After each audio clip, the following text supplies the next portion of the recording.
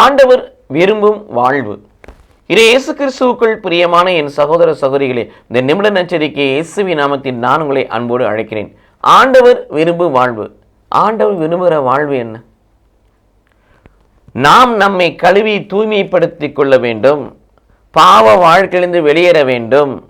எழுந்து போன வாழ்வை பெற்றுக்கொள்ள வேண்டும். கடவுளுக்கு முன்பதாக வெளியேறப்பட்ட மகளாக நிற்க வேண்டும்.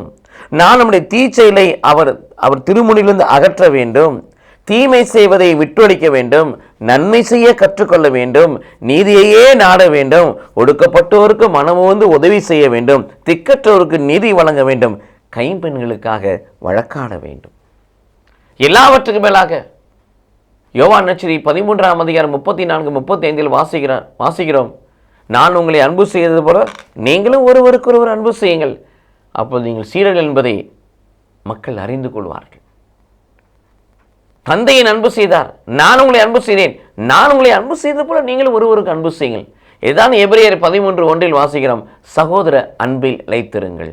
ஆகவே மேற் சொல்லப்பட்ட வார்த்தையின்படி நம்முடைய வாழ்க்கையை அமைத்துக் கொள்ளுகின்ற பொழுது அது கடவுள் விரும்புகிற வாழ்வாக இருக்கிறது. கடவுள் விரும்புகிற வாழ்வை அவருக்கே அர்ப்பணிப்போம், வாழ்ந்து காண்பிப்போம் அவருடைய வல்லமையோடு. கடவுள் நம்மை ஆசீர்வதிப்பாராக. ஆமேன்.